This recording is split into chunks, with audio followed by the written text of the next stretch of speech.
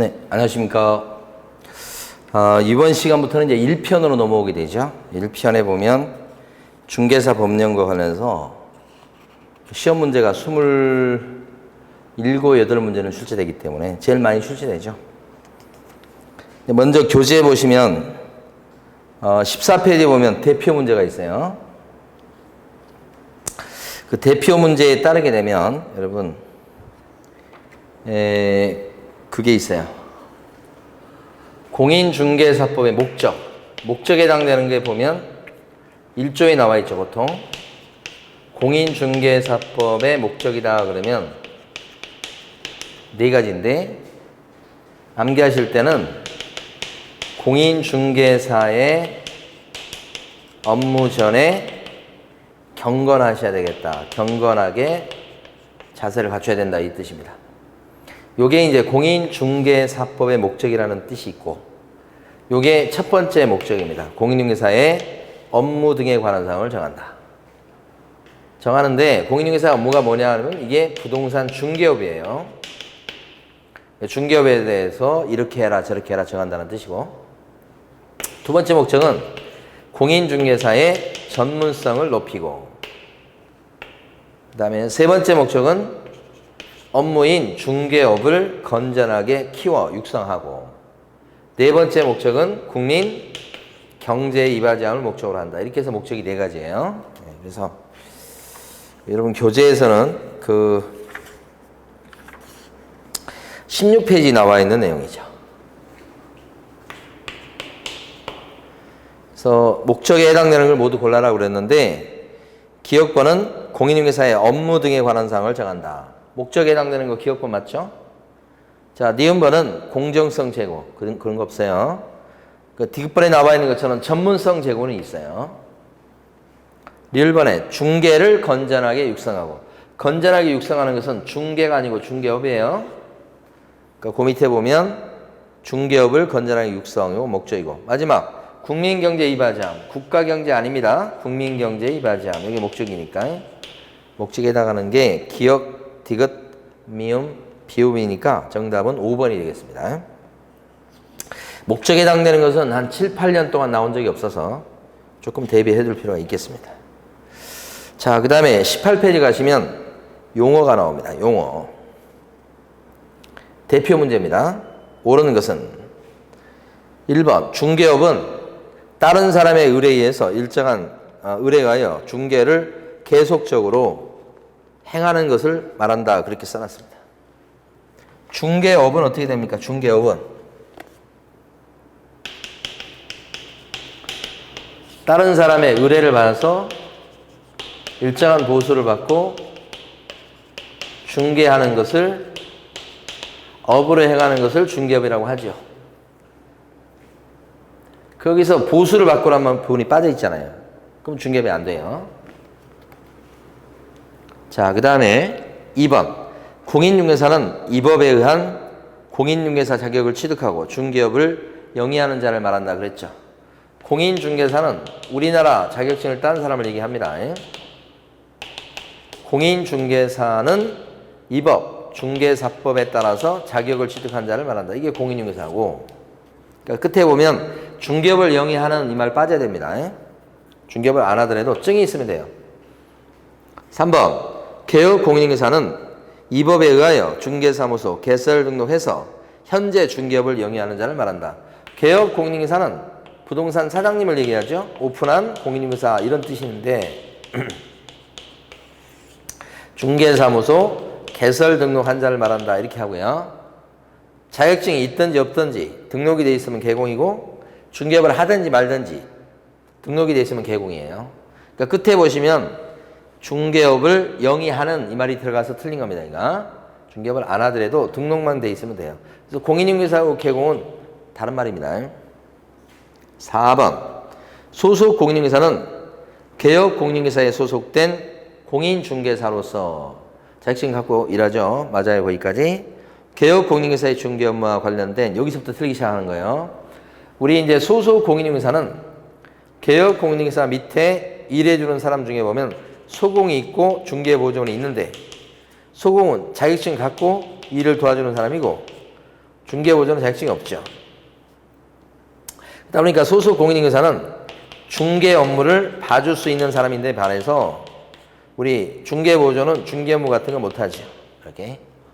근데 이제 보조 활동은 어떻습니까? 보조 업무는 둘 다 할 수 있죠? 여긴 차이가 없다.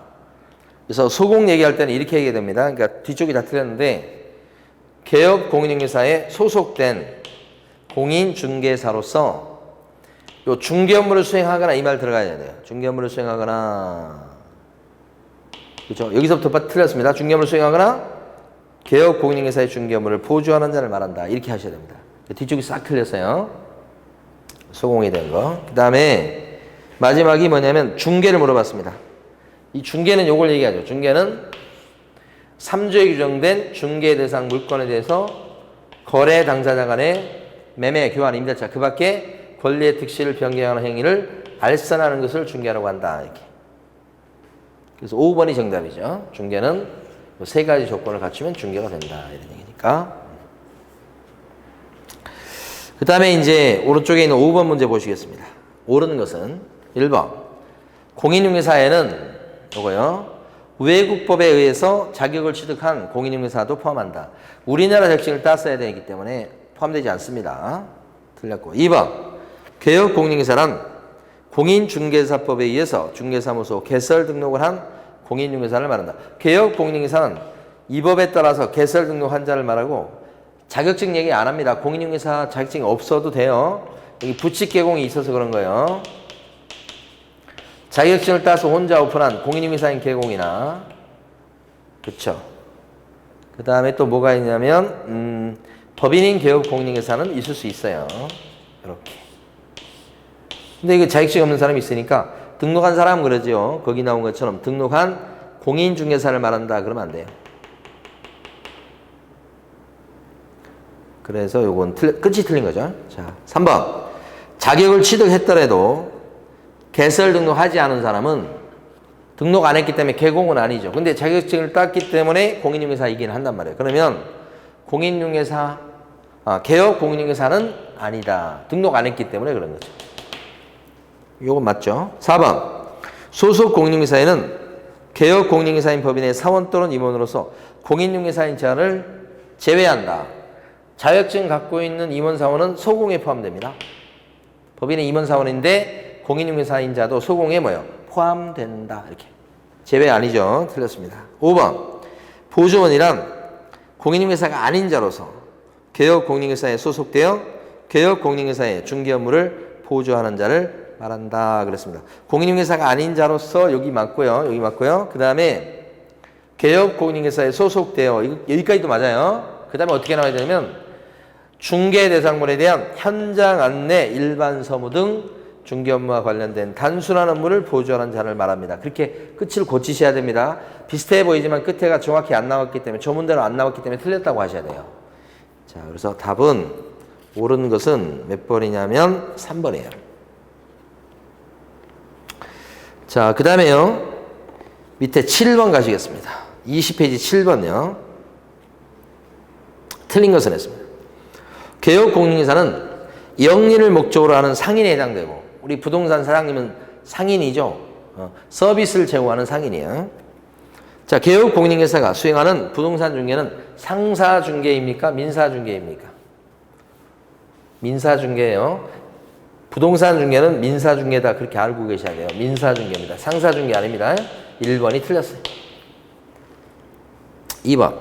반복 계속성이나 영업성이 없이 단 1회 건물의 매매 계약에 중개를 해주고 보수를 받은 경우에 중개를 업으로 한 것으로 볼 수가 없다라고 되어 있습니다. 그러니까 이게 중개업이 되려면 보수 챙기고요.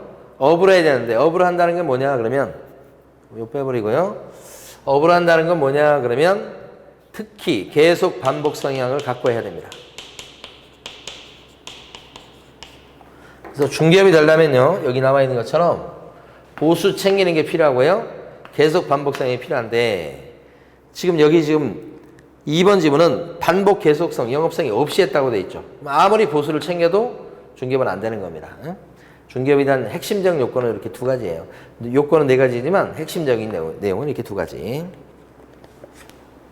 중개업이라 볼 수 없다. 맞고. 3번. 등록하지 아니한 자인데 다른 사람의 의뢰에 의해서 일정한 보수를 받고 중개를 업으로 했다면 한 행위는 중개업이에요. 다만 등록을 하고 해야 될 거죠. 원래 중개업은 등록이 필요합니다.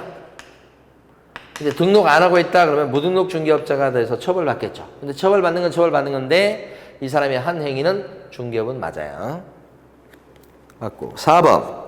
다른 사람의 의뢰에 의해서 일정한 보수를 받고 중개행위가 중개해 준 거예요 지금.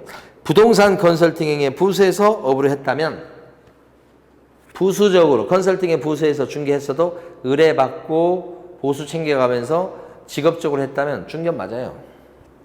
4번도 맞죠. 5번. 당사자 사이에 중개대상물에 의한 교환계약이 성립하게끔斡旋했다. 각종 계약이 체결되게 도와준 게 중개죠. 중개는 3조에 규정된 중개대상물에 대해서 거래 행위하는 것을 알선했을 때 중개고 이 거래 행위가 뭐예요? 계약이죠. 그러니까 부동산에 대해서 각종 계약을 체결하게 도와주면 그게 중개다. 교환계약이 체결되게끔 도와주면 그게 중개다 이 말이죠. 뭐에 대해서? 부동산 중개상물권에 대해서요. 5번 맞죠? 뒤에 가셔서요. 이번에는 뭘 볼 거냐면 10번 보세요. 중개업, 10번. 중개하고 중개업 등록에 관한 설명 중 옳은 것은 1번. 개설 등록하지 않고 거래를 중개한 자가 당사자들에게서 단지 보수받을 것을 약속하거나 요구하는 데 그쳤다 그랬을 때는 중개업에 해당되지 않습니다. 보수를 갖다 현실적으로 받아야 되니까 보수를 안 받았다 그러면 중개업이 될 수 없다는 뜻이에요. 거기에는 보수를 달라고 요구했거나 약속하는 데 그치고 현실적으로 받지 않았다면 그것도 보수 안 받은 걸로 봐서 중개업이 될 수 없다는 게 판례 입장이죠. 2번. 법인인 개업공인회사가 일반인을 대상으로 해서 컨설팅을 하고 보수 받은 것은 컨설팅은 중개입니까? 아닙니까? 중개 아니죠. 그러니까 보수를 챙겼어도 이것은 중개업이 될 여지가 없다는 겁니다. 일단 중개가 돼야 중개업이 될 거 아닙니까? 중개가 돼야 중개업이 될 거니까. 3번. 의뢰인이 개업공인회사에게 보수를 지급하지 않는 경우 공짜로 해준 거예요. 개업공인회사에게 고의와 실에 의한 중개사고로 발생한 손해에 대해서 책임을 진다. 보수 안 받았고 해줬어도 사고를 냈습니다. 손님한테. 그러면 책임져야 되는 거죠. 판례입니다. 4번. 개업공인회사와 의뢰인 간에 보수에 관한 언급이 없다면 얼마 주겠다. 구책 약정이 없어요. 그래도 개업공인회사가 중개를 완성시키면 의뢰의 보수 달라고 할 수 있고 액수에 대해서는 합의가 되면 좋지만 합의가 안 되면 청구해서 재판으로 결정할 수밖에 없는 거죠. 그래서 어쨌든 보수에 관한 이런 방구 얘기가 없다고 해서 보수를 못 받는 건 아니다 이 뜻이에요. 받을 수 있습니다. 5번. 경매 대상 부동산에 대한 권리 분석 및 취득의 알선 행위는 중개사법 30조의 중개행위에 해당되지 않는다. 해당됩니다. 용어적으로 봤을 때 중개는 계약을 체결하게 만들어주는 거니까 경매는 어떻습니까? 경매는 계약을 체결하는 건 아니잖아요. 경매는 그러니까 경매 알선 행위를 했다. 토지 이런 거에 대해서 경매 때문에 이 중개가 될 수 없어요. 용어적으로 봤을 때는 그렇습니다. 근데 30조 배상 책임은 별개예요. 물어줄 책임인 손해배상 책임에서는 배상 책임에 대한 중개 행위에 경매 알선하다가 손해 입힌 것도 들어갑니다.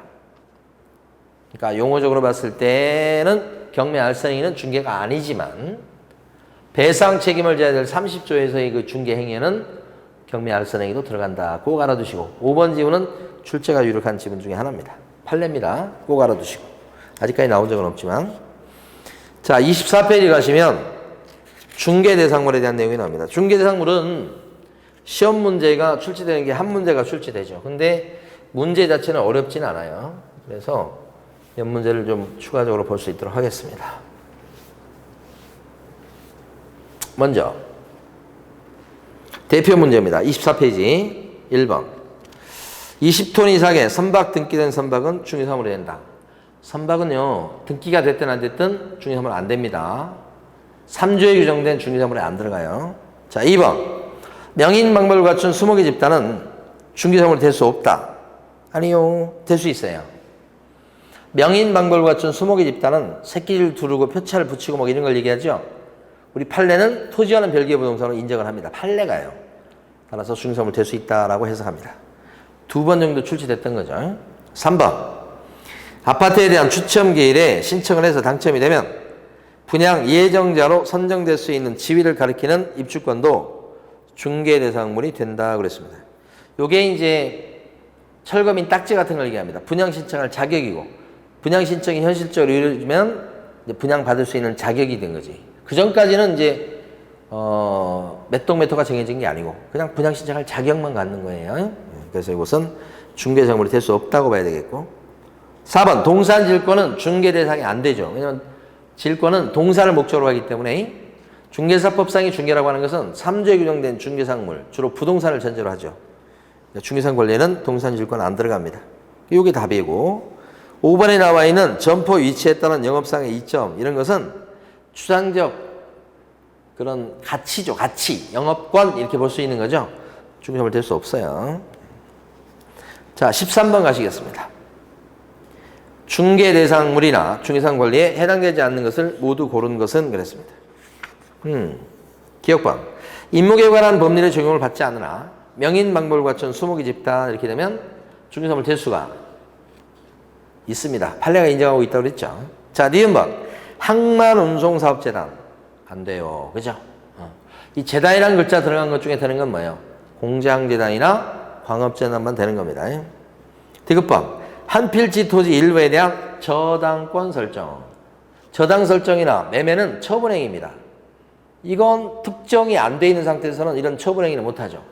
그러니까 1필 토지의 일부에 대해서 매매나 저당권 설정은 안 돼요. 그러나 반면에 빌려주는 거 있죠. 지상권 설정, 전세권 설정, 뭐 지역권 설정 이런 건 돼요. 임차권 설정 이런 건 돼요. 빌려주는 건 되고 매매나 저당처럼 처분행위는 특정할 수 없어서 안 된다 이렇게. 그 다음에 리을번. 영업용 건물의 영업시설, 비품 등 유형물이나 거래처, 신용, 영업상의 노하우 등 무형의 재산적 가치는 중개상물 될 수 없죠. 자, 될 수 있는 것은 여기서 기억번하고 기억번 하나밖에? 아니, 될 수 없는 걸 고르라고 그랬죠. 없는 것은 니은, 디귿, 리을 세 개인데 정답 5번이죠. 오케이. 자, 뒤에 가시면 14번이 있습니다.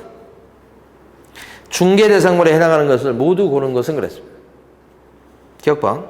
특정 동호수에 대해서 수분양자가 선정됐다고 과거형으로 나오죠. 선정되어버린 장차 건축될 아파트. 짓고 있어요, 지금. 그런데 눈앞에 보이진 않지만 곧 지어질 거죠. 이걸 장래 건물로 볼 수 있죠. 중개상물에 들어갑니다. 니은번. 거래 신고 등에 관한 법률상의 부동산 거래 신고 대상인 건물.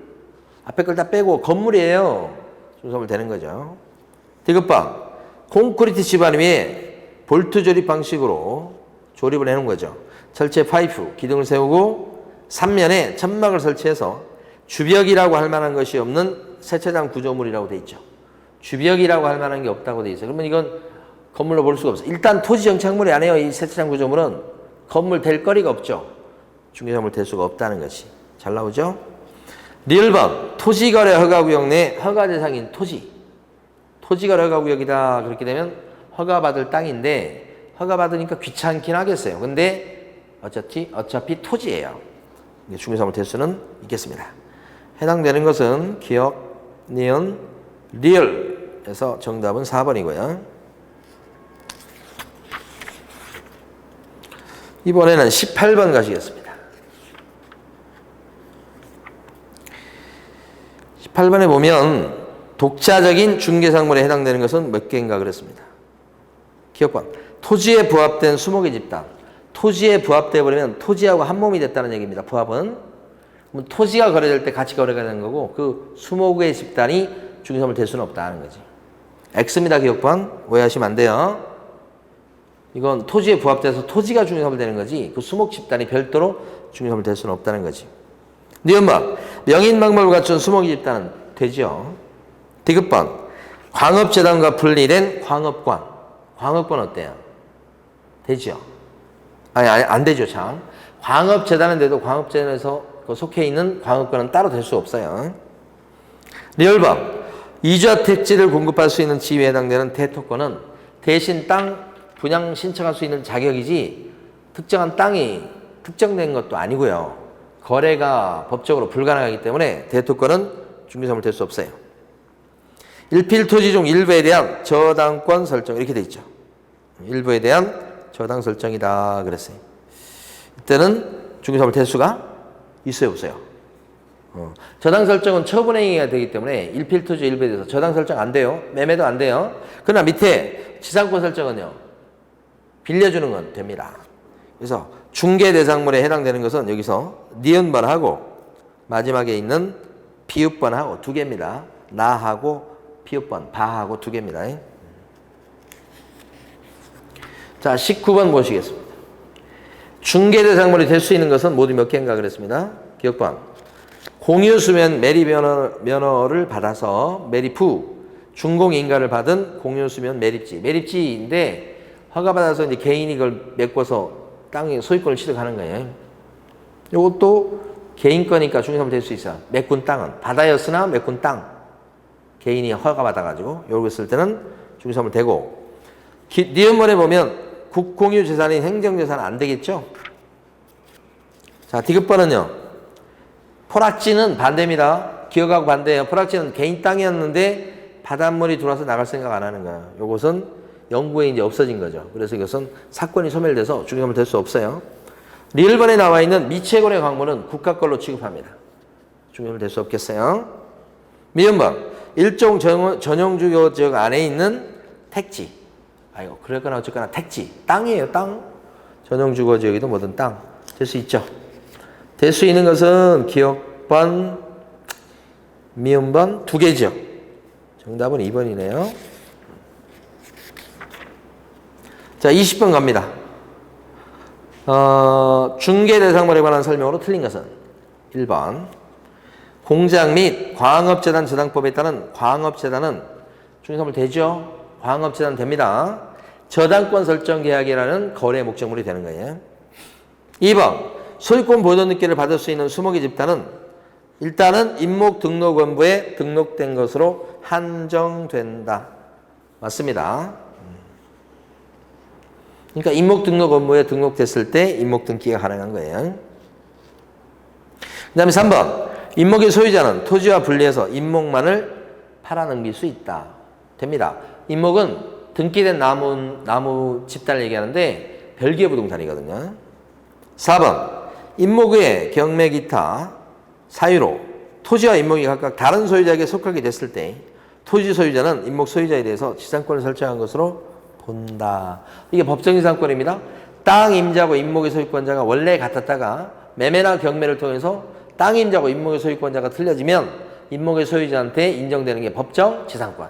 땅을 이용할 수 있는 권리가 생겨요. 저절로 생겨요. 땅 주인은 그때부터 임목에 대해서 뽑아내라고 할 수가 없게 되는 거예요. 이게 법정 지상권입니다. 그 다음에 5번. 임목을 목적으로 한 저당권의 효력은 임목을 베어냈을 때는 그 베어진 토지로부터 분리된 수목에 대해서도 임목 저당의 효력이 미쳐요. 그래서 이 잘린 나무, 옆에 쓰러진 나무에 대해서 경매를 넣어서 돈으로 바꿔서 공탁을 할 수 있도록 합니다. 그렇게 해놓지 않으면 담보물인 이것이 담보 가치가 전혀 없는 건 아닌데 그걸 돈으로 바꿔주지 않고 시간을 끌게 되면 담보 가치가 더 떨어져서 대출금 회수에 더 문제가 생길 수 있죠. 그래서 일단은 경매 낭비에서 돈으로 바꿔놓을 수 있도록 합니다. 그런 차원에서 임목 저당의 효력은 옆에 베어져 쓰러져 있는 나무에까지도 미친다고 봐요. 그래서 그 쓰러진 나무를 경매 넘길 수 있도록 그렇게 허용합니다. 법적으로. 그래서 5번이 X죠. 이 중개대상물 부분은 시험에서 그렇게 어렵게 나오거나 막 그런 부분은 아니어서 여러분들 많이 맞출 거라고 생각됩니다. 기본적 내용을 잘 정리해 두시면 되고 용어 부분은 조금 까다로울 수 있어요. 용어 부분도 한 문제가 출제되는데 그 두 개를 잘 정리해 두시면 되겠습니다. 자, 이번 시간 여기까지 하죠. 수고 많으셨습니다.